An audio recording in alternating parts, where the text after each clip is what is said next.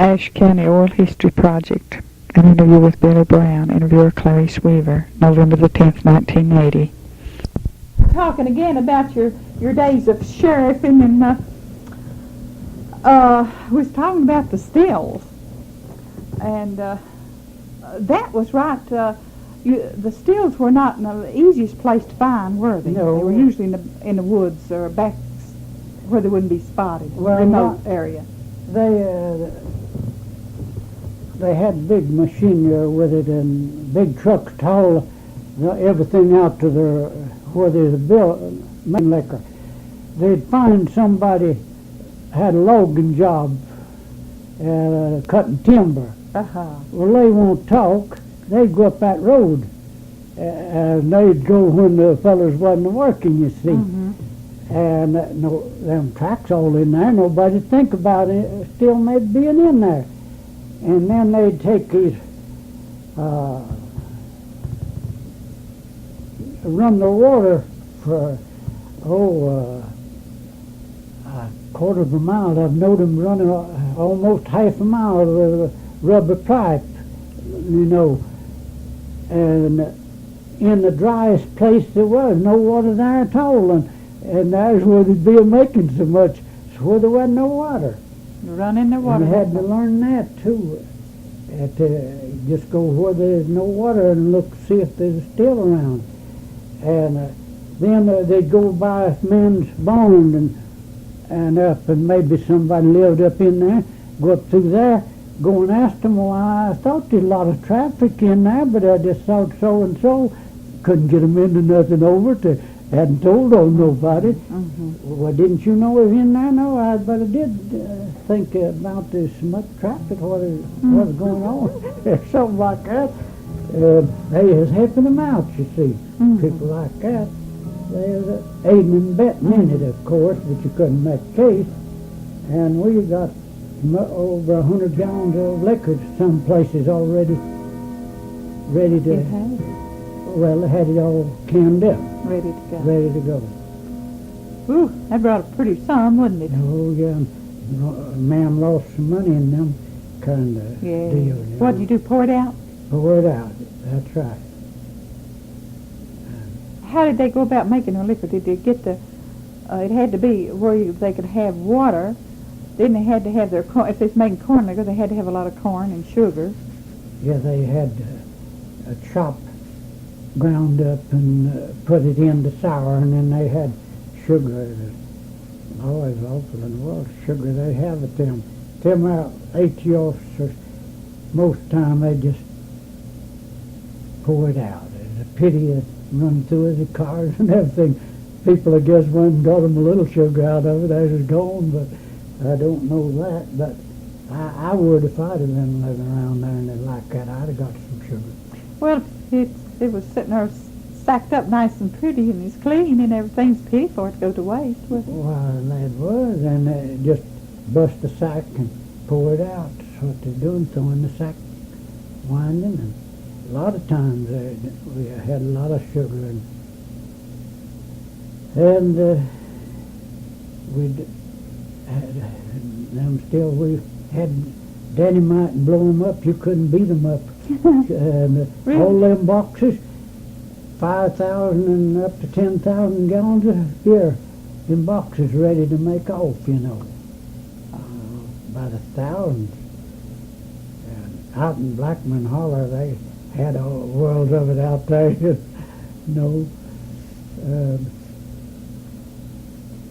and they had most all of them big fellas. They had everything clean. They didn't have no pouring liquor, nothing. It was just making liquor, that is all. Mm-hmm. If they had anything to pour in it, it was no sign. Most all, but one time we run on a still, and they'd been stilling through all these wars, him and the boys, and we went and the first time I went with a man, we was experienced, though, the other fellow, one of my deputies, and we went out to where they fed the hogs, and the place went on around, and we went around and in the woods, and they had still in there. Well, they brought everything up another way in there, off the roads that went everywhere, and people just failed to find it, and we found it still. And court come up, and Bowie and Vinoy got the case to going to clear him. So if it wasn't at the house and so forth, and they was going to anyhow help him. And the AT officer, I got him. They went with us. The AT officer? Yeah, that is Oh, a yeah. government officer from Wilkes. That tickled them, it helped them to be with us, and they could put it in. They got so and so. And AT officer said that was the best beer he'd ever tasted. Any still is that was the best. Well, I went down around under the bank, and now they'd been using this stuff you wash with. What do you call it? Chloride. Oh, cans just piled up down in there. I bet you the truckload of them nearly. I've never seen so many in my life.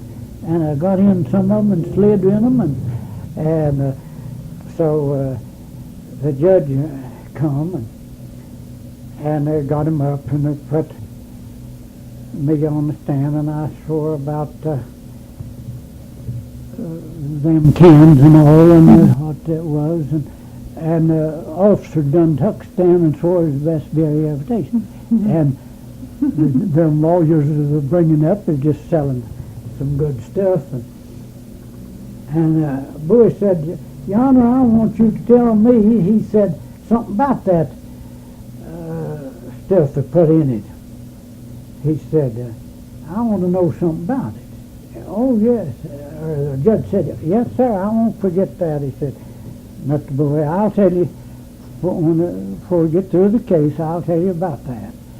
And it went on, and he went and found that man $500 and told him he had to eat soap and had it in his mouth to keep him going to the army. And the old man had the old man up and his boy, and 500 in the cost, and then on another procession of something there, they give him some extra, and then the boy, he's going to send him to the road and needed a sighted and let him pay off. And Boy said, Your Honor, I'd like for you to tell me now about this, what affects you, what about it? And he said, well, he said, I live my farm, he said, and he said, there's the prettiest and nicest pure water running down the back of my house, he said, you ever seen in your life. And I had a trough out there, and then I had a barrel for my horse to drink water out of, and he said, and I decided to spray that on something, and he said I poured a can or two in that, or 3 or 4 of them cans in there, and he said my horse, rather than drink out of that pure water, he drunk over there and he killed him. That's, Mr. Boy, that's the kind of stuff that is, he said. And have you put Clorox in there? Yeah, Clorox, he poured In the enough in it. He was going to do something with it, and the horse drunk it and killed him. He said, that's the kind that is. He said, what about humans drinking it? He said, I ought to send them to the penitentiary for years. And as a dusted eye, old boy said, wasn't that awful? He said, I could have been listening while I was asking questions. Said, just run our men. Oh, yeah, it was a bad question for him to Yeah, ask. the wasn't bad and I'd say it was. He said, I'll tell you before I'm through. it? Had a Clorox. Oh, my And goodness. they just, a lot of them people up there had stomach hitters and they had a Horse Creek. A lot of them people's had stomach trouble, and I thought they drank a lot, that that's what it was. Might That's have poison liquor. Could have been. Oh, yeah. Have you ever seen any that were lead, you know, where they get lead poison? No, I never seen none of that. But this is just and they've been in it years, and them old cans are just as rusty as they could be. A lot of them is a sight. It is awful. Pretty bad stuff. Isn't it? Oh, yeah.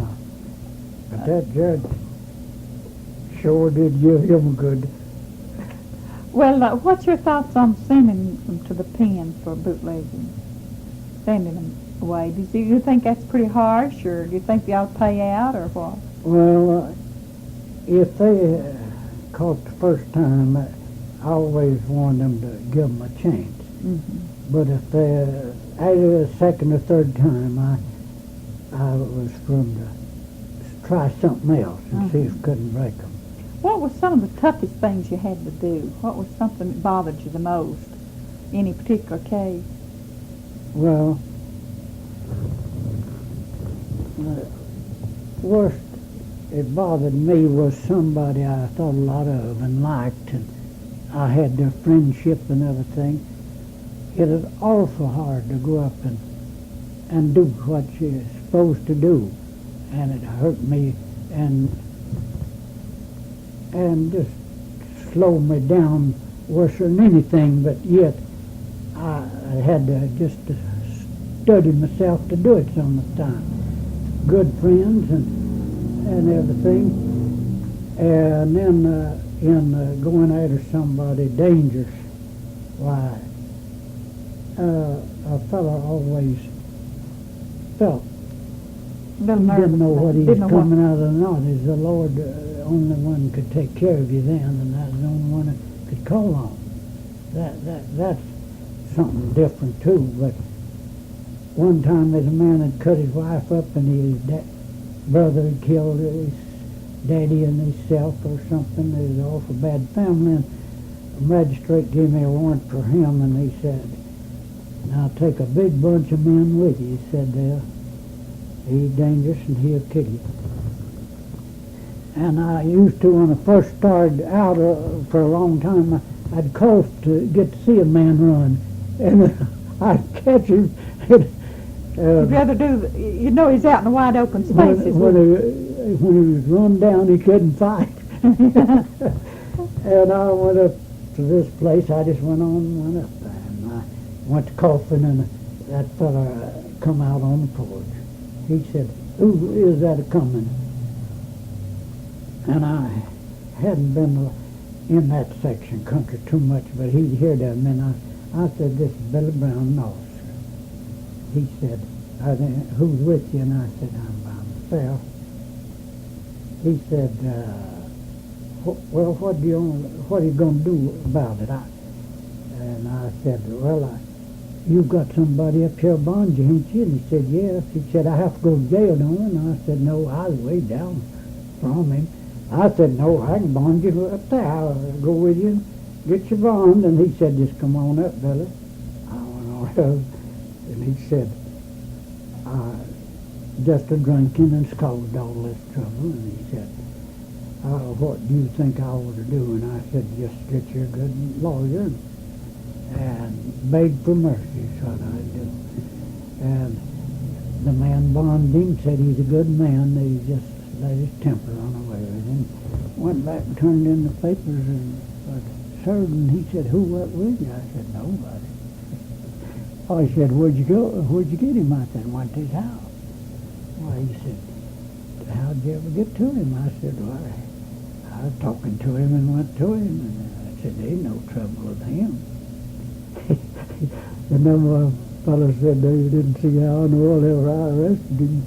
I said, "Why, I just talked to him, and I could just talk to a man, tell him I could hit him or something if I could get where I could talk to him, holler at him, and things like that." Well, that went out and hit me all through my arresting men. And two women called me and wanted me to come in. There's a man making liquor and said, "I want you to arrest him." Well, I went, and they come and they said, we went and talked to the man and said he's not going to do these things. Said you must just go back and leave him. In 2 weeks from that time, the house burned up and burned him up in there still. Oh, really? That's right. Well, you can't just... Well, that's glad. It would have bothered you to have had to shoot a man, wouldn't it? Oh, yeah. tell you, I guess I just let him shot me. That's awful to shoot a man. Well, of course, if he went to shoot me and I had, when I was talking to these fellas that had guns, and a man, I went to arrest him, he'd shot a man and knocked on the door and he'd been gone and had left the country. And he said, "Who is it?" And I told him he'd come and throw the pistol on me. And I'd let my brother, or another fellow, I had two fellows with me and my brother, and that fellow said, and when he come, I threw the flashlight right in his eyes. I said, "Drop the gun."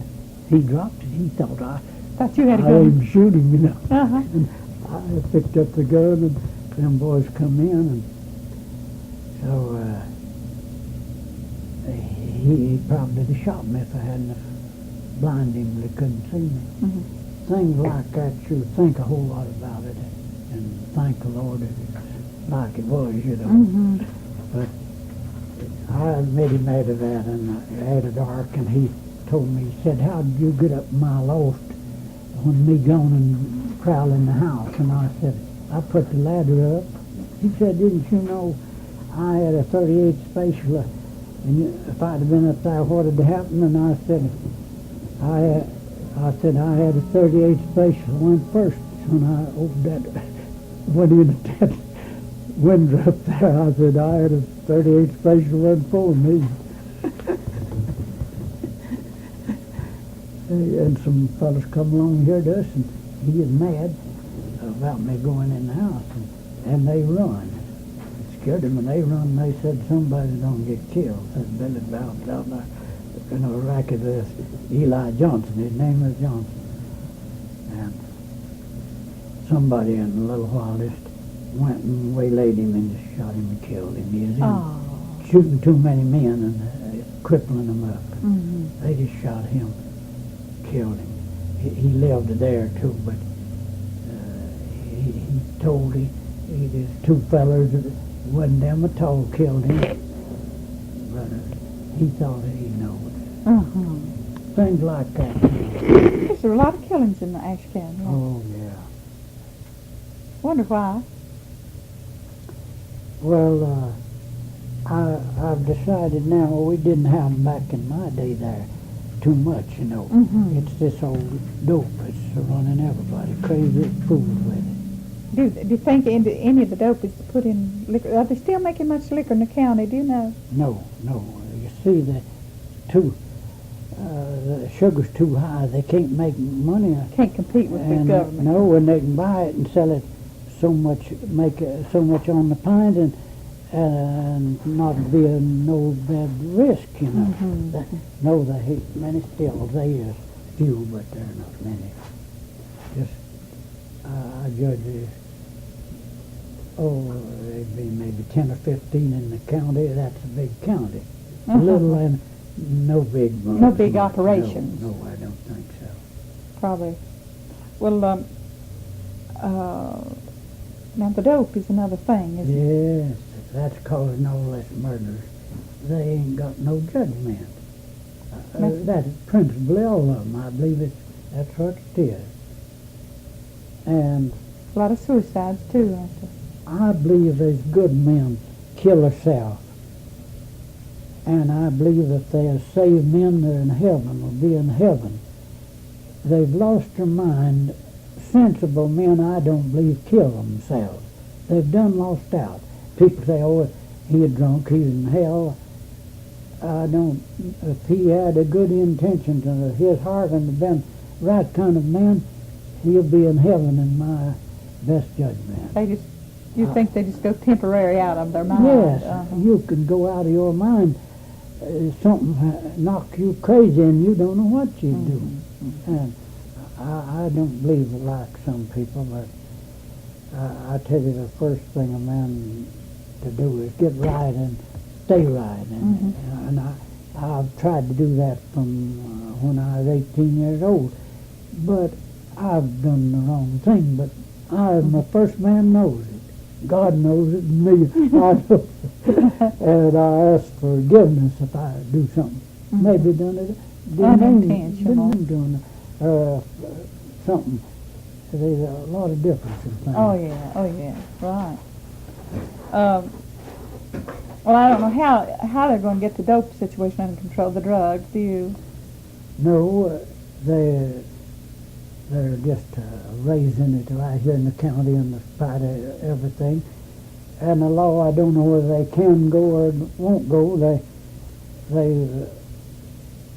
They've tried to get them up here at a place, go and waste some of that stuff, and they never have. And this time a woman went strawberry hunting, and she sent me word to come, and she wanted to show it to me. And I went up there and looked at it, and I told her and her husband that I'd come up and we'd go and we'd see if we couldn't get something done about it. But my eyes got bad, and I'm just knocked out pretty bad nowadays, and I didn't get to go. But that woman couldn't get nothing done, and she's a good, nice woman. And if we'd have went, me and Hazel went and looked at the plant, and she was picking strawberries and found it. Mm-hmm. And this time she went back again, and yes, she had went back again, and she found it, and they had some to show me. And this law is not a fighting that like they really ought to now. They'd sent for me like that. Everything else that I had to stop long enough to done something about it. Mm-hmm. My- Well, the people that were in the moonshine business, you seem to have had a lot of respect for him as a man, you know. I'd tell them, now don't you make no more, or don't you... Did any of them ever come up and thank you afterwards? Yeah, they have. And thank me for telling them things, and you was wrong. And one man, two fellas was making liquor, and I told them I couldn't do nothing with them, and I caught them and put them in court, and they said they seen a man, and I used to be an old farmer where across the old hall, and they crossed in the back. One of them told them, said, I thought Billy Brown, I seen him one day and said, I thought it was another man, and I thought Billy Brown, and I was pulling the trigger and out and see it was a certain man going to kill me. And they threatened to kill me, and I took him to Wilkesboro, and the judge asked him what kind of grades he was in school, and he didn't have no education and a whole lot of things. And they'd been caught at liquor once before, one of them, and the AT officer, after I caught him, I went and took an ATU warrant and let them send the AT officer up to arrest him. And so they put them under probation and gave them a chance, and they come back and made men. And one morning somebody hit the door, just daylight, and the door opened, and that fellow grabbed me and he said, Billy, he said, I want you to forgive me. He said, I got religion last night. Well, man, up in yours right smart. And so that other one got religion. Both of them dead now. No, one of them living. And the other one dead, and they said, we're wrong and you're right. Said, it's a good thing you got us if you got the penitentiary. And I could just tell you right on and on things that happened. And it was something. Mm-hmm. Stop, made you feel good. Stop people, and that stopped them from making liquor. Yeah, it's worth a lot to me, and worth more to them than was me. A lot of them could quit.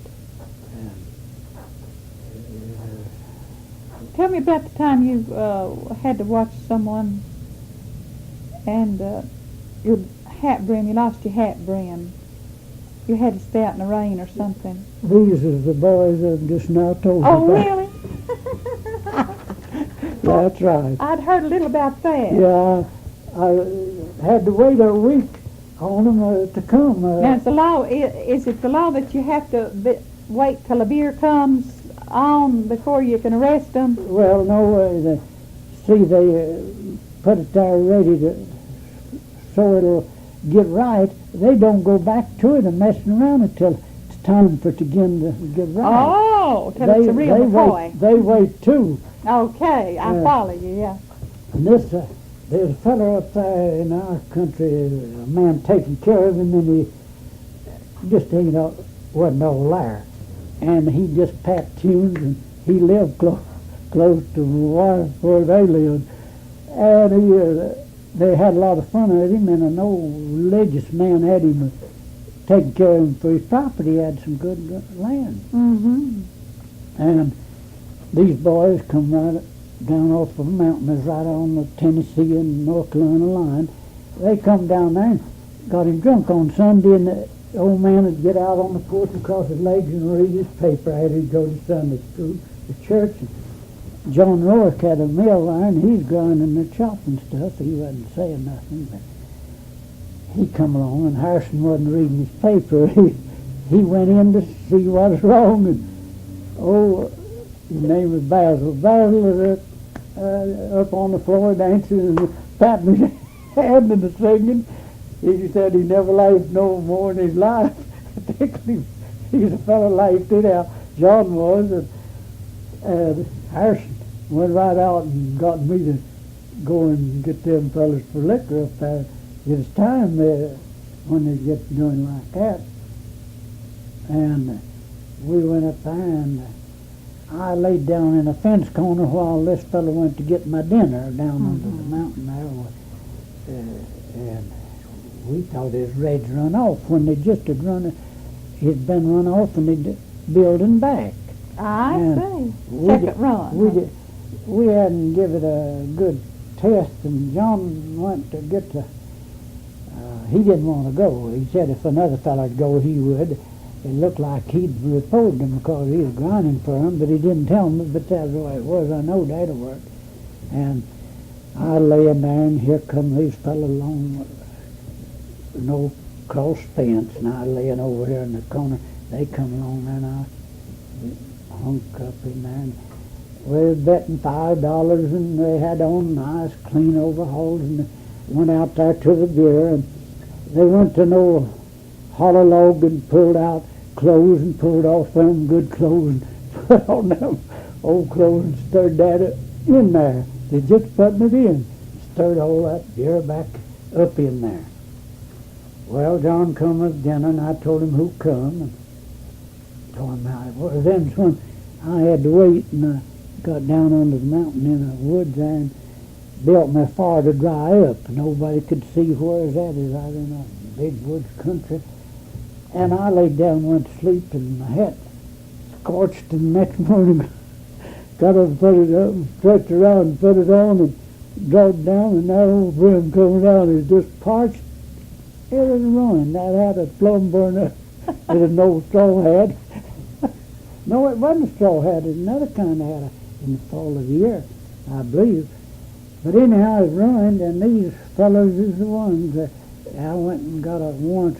They went and got steel. We finally, they had a steel in North Carolina and one in Ash. You know, one of them was being made over here, and the other was souring over here. And there they was, had one ready. And One in Tennessee, yeah, one in North Carolina? Yeah, one of them across the line. And I was over on the Tennessee side laying there when they come along, and I could have called Tennessee law. They'd have come and helped us, but we had couldn't let everybody know it. No, and it had to wait about a week. Mm-hmm. And so I guess we have to turn again.